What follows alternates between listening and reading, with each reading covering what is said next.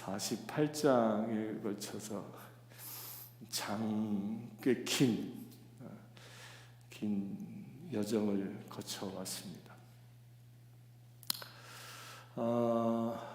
에스겔서는 이 구약의 계시록이죠. 구약의 계시록인데 신약의 계시록인 요한계시록과 이 구약의 계시록인 이 에스겔서를 잘 연결해서 볼 수 있어야 됩니다. 신약에서의 이 요한계시록의 제일 끝이 뭐죠? 22장에 나와 있는 제일 끝은 새 하늘과 새 땅이 도래하는 겁니다. 그 새 하늘과 새 땅이 도래해서 이스라엘 12지파와 더불어 세상의 모든 열방 구원받은 백성들이 그 새 하늘과 새 땅, 새 나라에 들어가는 것으로 그 계시록이 끝납니다. 근데 반면에 이 에스겔서가 오늘 방금 읽은 대로 보면 이게 도대체 무슨 말이야? 라고 같은 말을 계속 반복하고 뭐 그 밑에 누가 있고 이렇게 얘기하는데, 이 이야기는 뭐냐면 이스라엘의 땅을 12지파에게 분배하는 것을 얘기합니다. 마지막 때가 되면 그러니까 이스라엘 땅이 어떻게 이게 길쭉하게 생긴 거예요. 남쪽으로는 저 시나이 반도 근처로부터 시작되어져서 북쪽으로는 다마스커스 북쪽 지역, 정확히 여기서 말하고 있는 지명이 어딘지에 대해서는 고고학적으로 발굴되지 않았습니다. 그런데 대충 여기 48장 1절에 보면 다메섹 경계선이라고 나오는 것을 추론하면요, 다메섹이 다마스커스거든요, 지금의. 그러니까 아마도 이 레바논 지금으로 따지면 레바논이란 나라 그 국경 그 언저리, 그걸 넘어가면 또 이 다마스커스거든요. 그 언저리까지가 이스라엘의 땅이 될 것이다라는 이렇게 추론합니다. 그런데 이 땅을 어떻게 분배하냐면 이 땅이 이렇게 길쭉하게 생긴 거예요. 그냥 대충 그리면 직사각형으로 이렇게 길쭉한 땅이다 생각하면 돼요. 그걸 어떻게 해요? 위에서부터 단지파, 또 아셀 지파, 납달리 지파, 므낫세 지파 이렇게 쭉쭉쭉쭉 나누어서 내려오는 겁니다. 나누어서. 그 성소의 제일 가까이에 누가 있어요? 유다 지파가 있어요. 유다 지파가 있고 그렇게 쭉쭉쭉 나누어서 세로로 이렇게 나누어 있는 거예요. 그렇게 땅이 분배되어질 것이다 라는 예언의 말씀입니다. 그렇게 이스라엘이 세워질 것이다 라고 얘기합니다. 그러면 여기서요, 우리 이방인들이 머물 곳은 어딘가? 이 48장에는요 이방인에 대하여, 개종한 이방인에 대하여는 말하지 않습니다. 특별히 말하고 있지 않아요. 앞에서 47장에는 잠깐 비추고 넘어갔는데 여기서는 말하지 않습니다. 그런데 이 이방인에 대하여 말하고 있는 성경은 어디냐? 그게 요한계시록이에요. 요한계시록에서는 새하늘과 새 땅에 대하여 이야기하기를 그 22장에 그 크기가 어느 정도냐면 한쪽 면의 길이가요, 이 네시빌에서 시작하면 저 네바다 사막까지입니다. 네바다인가요? 네바다가 맞나? 라스베가스 못 미쳐. 그러니까 그 정도 되어지는 길이, 그것도 사방이 똑같아요. 그 어마어마한 땅이 새하늘과 새 땅으로 세워질 것이다. 그곳에 주의 백성들이 정착할 땅이 세워질 것이다 라고 얘기합니다. 그런 땅이 이스라엘을 중심으로 세워진다라는 겁니다. 그러니까요, 지금 현재의 그 지구의 지형으로는 그런 땅이 생길 수가 없습니다. 지금 현재의 지형으로는. 여기 그 에스겔서 48장에서 기록하고 있는 건 현재의 지형을 이렇게 빗대서 얘기해 놨지만, 계시록에서 말하고 있는 그 새 하늘과 새 땅은 지금 지형과 다른 겁니다. 그래서 뭐라고 해요? 새 하늘, 새 땅이라고 얘기하는 거예요. 그러니까 마지막 때가 되면 큰 지진이 일어날 것이다 라고 얘기하잖아요. 지진이 일어나면 지형이 변화되어진다는 거예요. 얼마 전에 일본의 이 서쪽 그 동해 바다 근처에 어디에 지진이 일어났잖아요. 거기서 이 해안선이 달라졌다고 그러죠. 바다였던 곳이 융기해가지고 육지가 돼버렸어요. 육지가 되어버렸고, 또 대한민국 이 한반도도요 서쪽으로 땅이 밀려갔답니다. 이렇게 밀려갔대요. 지진이 일어나면 그냥 단순히 땅이 갈라지는 게 아니라 지형 자체가 바뀐다라는 겁니다. 바뀐다. 어떤 분은 창조과학 하신 분들은 그런 얘기를 해요. 원래 이 지구상이 노아의 홍수가 일어나기 전에는 지구상의 땅이 한 덩어리였다라고 얘기합니다. 그걸 세계 지도를 이렇게 엮어서 붙여보니까 실제로 한 지도였어요. 이 아프리카하고 이 아메리카 땅하고 붙어 있었다는 거예요. 근데 그걸 이렇게 붙여보면 실제로 그렇게 해안 곡선이 맞아요. 아프리카가 이렇게 생겼잖아요. 이렇게. 이 서쪽으로 보면 이렇게 볼록 튀어나왔어요. 근데 아메리카 땅을 보면 동쪽 땅이 쏙 들어갔습니다. 그 멕시코만이라고 그러나요? 쿠바가 있는 그 지역에. 그걸 이렇게 싹 맞추면 정확하게 맞아 떨어져요. 호주도 그렇습니다. 호주도 그 위에 있는 파푸아 뉴기니아하고 이렇게 맞추면 이 아시아 땅하고 정확히 맞아 들어갑니다. 그러니까 그렇게 땅이 원래 하나였다라는 거예요. 하나였다. 그런데 노아의 홍수에 의하여 그 땅이 갈라졌다라는 거죠. 지금의 지형으로 바뀌었다는 거예요. 그러나 마지막 때가 되어지면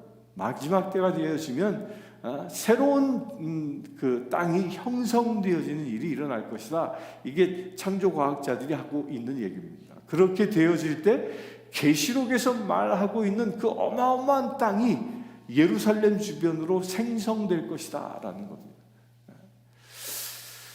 그러면서 우리가 왜 그렇게 얘기를 하냐면요, 계시록에서도 예언하고 있는 것이 그 어마어마한 땅 중심에 뭐가 있냐면 예루살렘 성전이 있기 때문입니다. 오늘 말씀에서도 48장에서 말하고 있는 것에 보면 48장 8절에 보면 성소는 그 중앙에 있다라고 얘기하고요. 10절에도 그 중앙에 여호와의 성소가 있게 하고라고 얘기합니다. 하나님께서 새하늘과 새 땅을 만드실 때에는 그 가장 중심에 뭘 둔다고요? 성소를 둔다라는 거예요. 성소가 뭐죠? 주님이 거처하시는 곳입니다. 성소를 둔다. 이미 이스라엘은 그 성소를 경험한 민족이죠. 출애굽 때 그것을 경험했습니다. 그 모세에게 성막을 짓게 하고, 그 성막이 뭐예요? 이스라엘 백성들로 하여금 사방에 진을 치고 살게 하잖아요. 성막을 중심으로 살게 하죠. 성막이 움직이면 따라 움직이고, 멈추면 그 주변에 텐트를 치고 그곳에서 살아갑니다. 성막 중심의 삶을 사는 것이 이스라엘 사람들의 모습이었는데, 마지막 때 새하늘과 새 땅이 도래하게 되어져도 그때 무엇이 일어나냐? 하나님의 성소가 그 나라의 가장 중심이 된다라는 겁니다. 이 얘기는 우리에게 무엇을 이야기합니까? 이 에스겔서를 읽을 땐 제가 누누이 강조하지만 크게 세 가지 입장에서 늘 볼 수 있어야 한다라고 얘기하죠. 첫 번째는 뭐예요? 나의 입장에서, 나와 이 성경은 무슨 관계냐?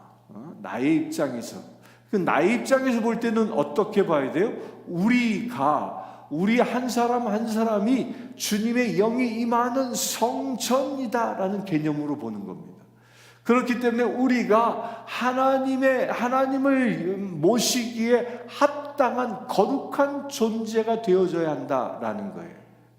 그런 면에서 보게 되어지면요, 여러분들 한 사람 한 사람을 하나님이 어떻게 보시냐면 세상의 중심으로 보신다는 거예요.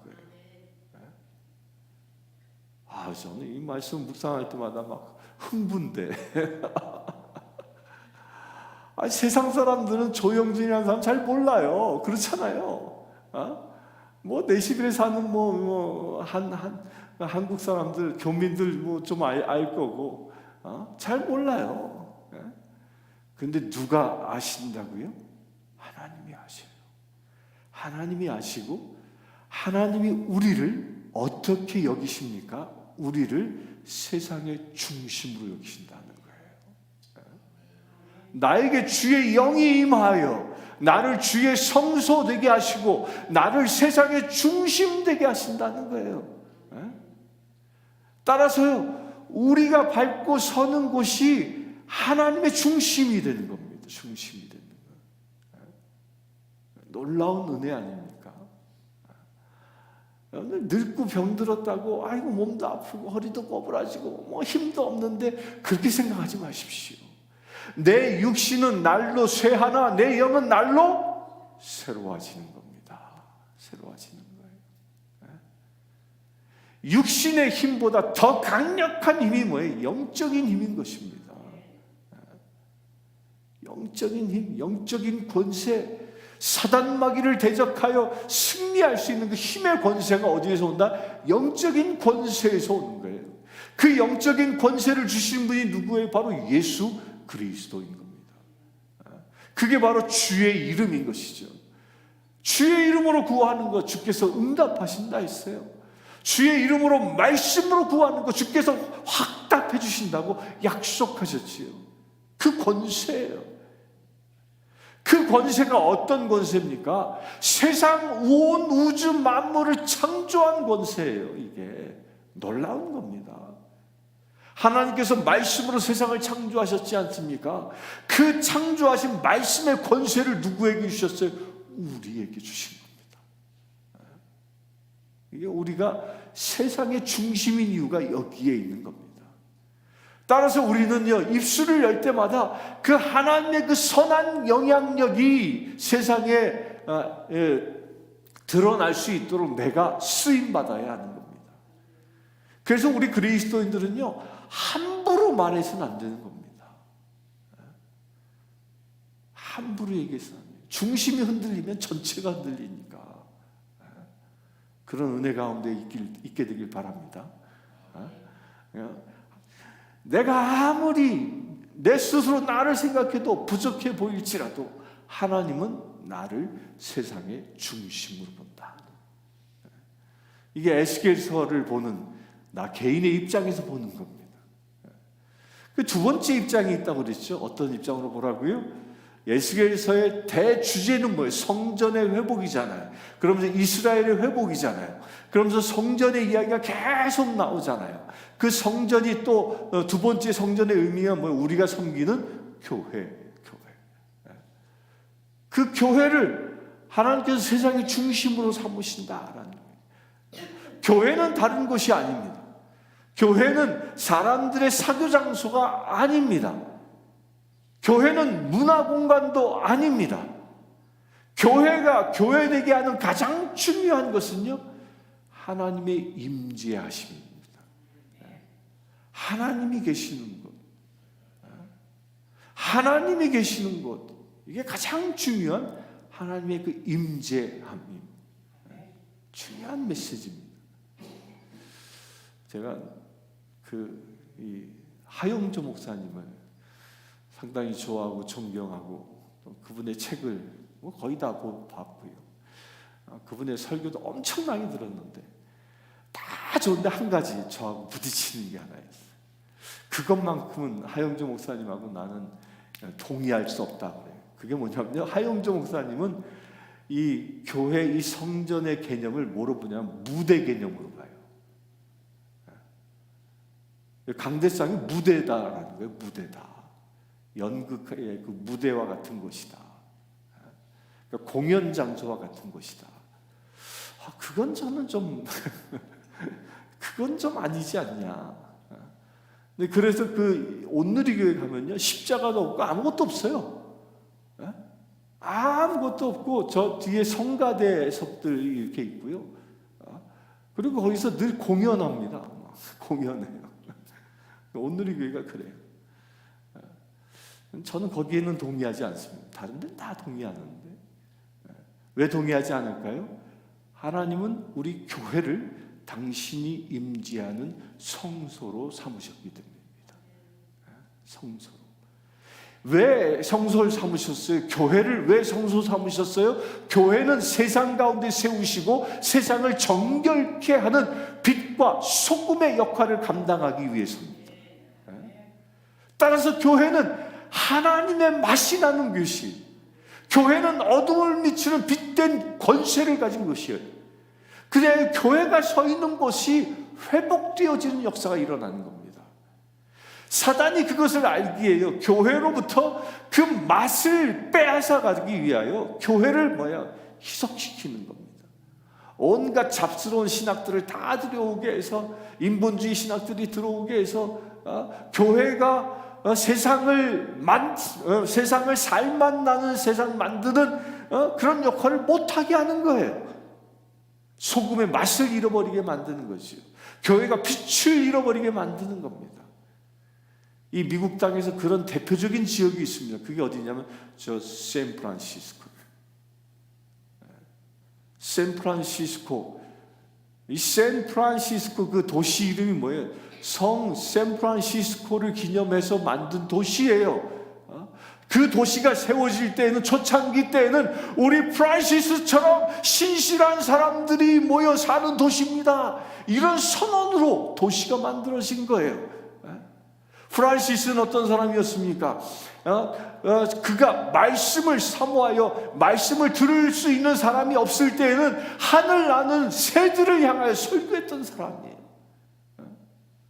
그가 새들을 향하여 설교하니까 새들이 그 주위에 모여서 그 말씀을 들었다 하는 전설의 사람입니다.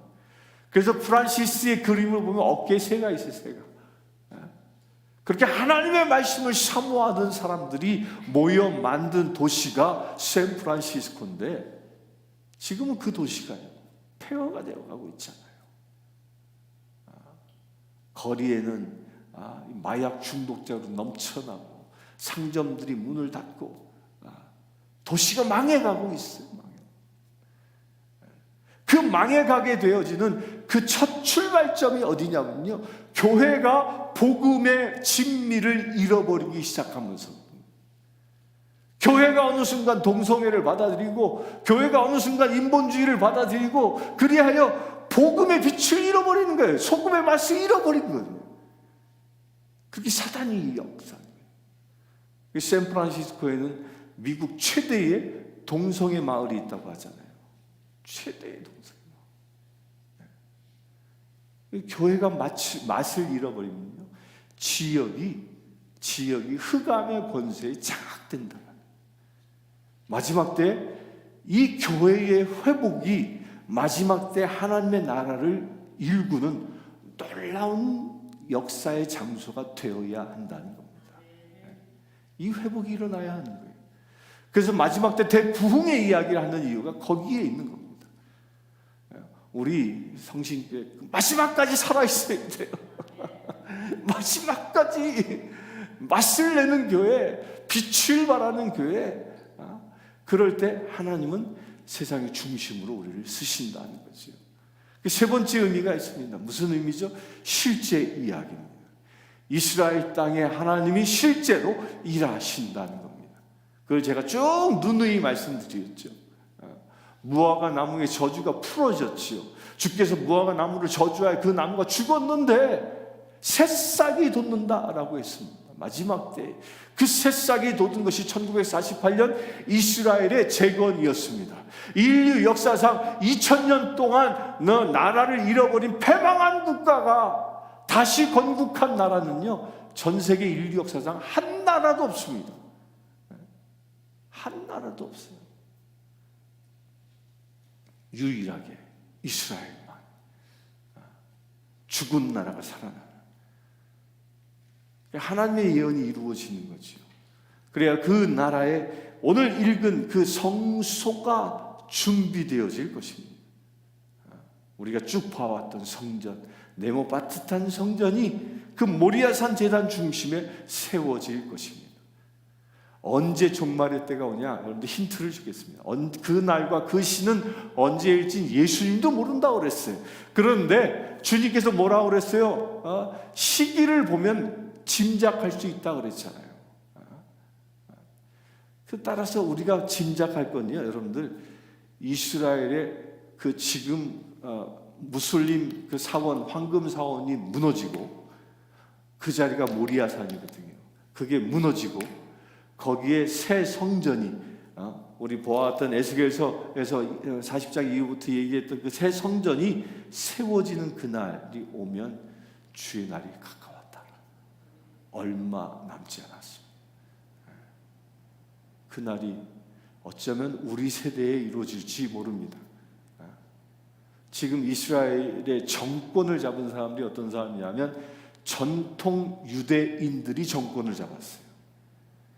정통 유대인들은요, 그 참 이스라엘 법이 참 놀라워요.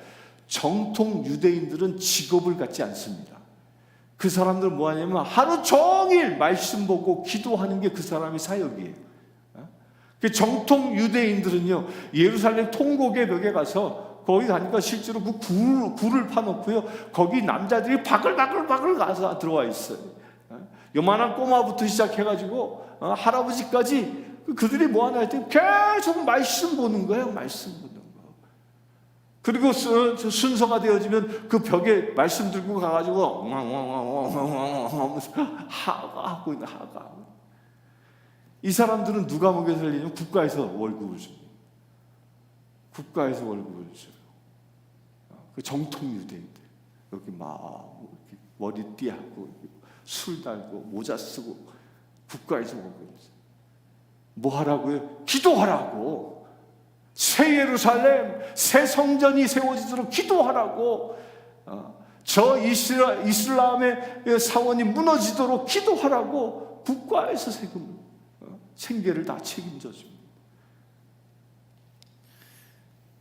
곧 그날이 올 것입니다. 그리하여 이스라엘이 회복되어지면, 성소가 지어지고 이스라엘이 회복되어지면 그게 마지막 때라는 것입니다. 이게 오늘 48장에 쭉 얘기하는데요, 이 마지막 때 에스겔서가 쓰여진 최종 목적을 맨 마지막 절 마지막에 딱 넣어놨습니다. 그게 뭐냐? 여호와 삼마라. 뭐라고요? 그날 후로는 그 성읍의 이름을 여호와 삼마라 하리라. 그 성읍이 누구냐? 어디냐? 예루살렘이에요. 예루살렘이라는 이름이 바뀌는 겁니다. 예루살렘, 제루살렘, 이 말은 뭐냐요? 평화의 도시라는 거예요. 평화의 땅이라는 뜻이에요. 그런데 그 평화의 땅이 이름을 바꿉니다. 어떻게? 여호와 삼마로 이름을 바꿉니다. 그 여호와 삼마라는 뜻이 뭐냐면 하나님이 여기 계신다라는 뜻이에요. 하나님이 함께 하신다라는 뜻이에요. 여호와가 함께 하신다라는 뜻입니다. 그 새 도성의 새 이름은 하나님이 함께 하신다라는 겁니다. 그 도성의 의미를 분명히 얘기하죠. 그 에스겔서의 결론이 바로 이것입니다. 하나님이 함께 하신다. 이 에스겔서의 예언이 그것입니다. 우리가 이 에스겔서의 예언의 성취의 대상이 되기 위하여 그 마지막 모습이 무엇이냐? 하나님이 함께 하실 때, 그것을 위하여 우리에게 에스겔서를 주신 것입니다. 내가 진정 마지막 때 구원받는 세상의 중심되는 가장 중요한 그 이유, 그게 무엇? 하나님이 나와 함께하는 거예요. 이게 가장 큰 축복인 것입니다. 나와 하나님이 함께하는 것, 그 이상의 축복은요, 세상 어디에도 없는 겁니다. 온 우주의 창조자 되시고 주인 되신 그분이 누구와 함께해요? 누구와 함께해요? 누구와 함께해요? 에스겔서의 결론인 것입니다. 에스겔서의 결론.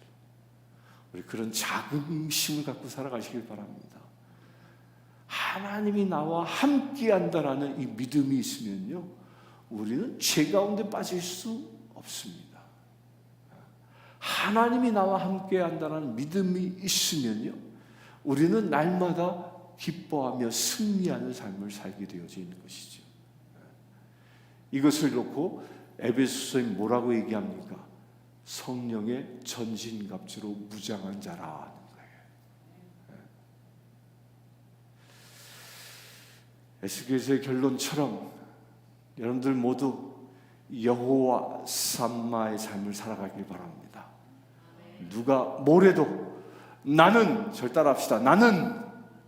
나는 여호와 삼마다. 그런 고백을 하면서 에스겔서의 예언의 성취가 여러분들 한 사람 한 사람에게 일어나기를 주의 이름으로 축원합니다. 함께 기도하겠습니다. 주 아버지 하나님, 죄인된 우리였으나 심판받아 마땅할 우리였으나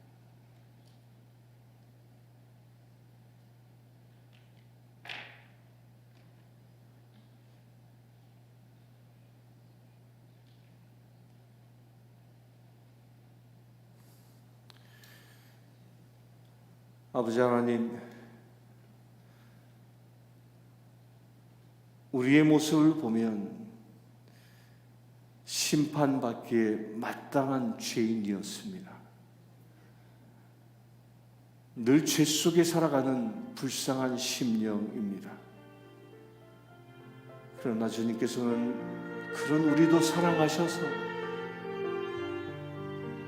당신의 자녀 삼아주심을 감사합니다. 우리의 죄 때문에 당신의 하나밖에 없는 예수 그리스도를 저 십자가에 못 박아 제물되게 하셔서 우리의 속죄제물 삼아주심을 감사합니다. 그 은혜로 우리가 죄에서 자유함을 얻게 하심을 감사합니다. 그 은혜로 우리가 주님의 성소되게 하심을 감사합니다. 그 은혜로 우리가 세상의 중심되게 하심을 감사합니다. 그 은혜로 여호와 삼마의 놀라운 축복을 누리게 하심을 감사합니다. 주님, 주께서 우리와 함께 하시니 우리의 삶을 통하여 하나님의 놀라운 일하심이 드러나게 하시고 우리의 삶의 자리가 하나님의 나라 되어지는 은혜가 이루어지게 하여 주시옵소서. 주님, 그것을 사모합니다. 하나님과 동행하는 축복이 나를 통하여 나의 사랑하는 모든 가족과 내가 아끼고 사랑하는 나의 모든 형제 자매와 이웃들에게 전파되어지기를 우리의 삶이 이 세상을 살맛 나게 하는 소금의 역할 되기를 원합니다. 우리의 삶이 세상의 모든 악한 것들을 쫓아버리는 소금의 역할 되어지기를 원합니다. 우리의 삶이 이 세상의 모든 흑암의 권세를 물리치는 빛된 삶이 되어지기를 원합니다. 주여, 우리를 사용하여 주시옵소서. 여호와 삼마, 그것이 이 시간 예배하는 기도하는 모든 심령들에게 실제가 되게 하여 주시옵소서.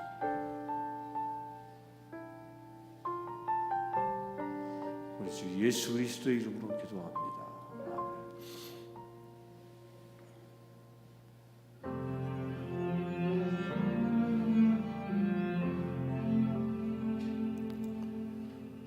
제가 축도가 끝나고 준비한 예물 봉헌 기도 봉헌 예도 하고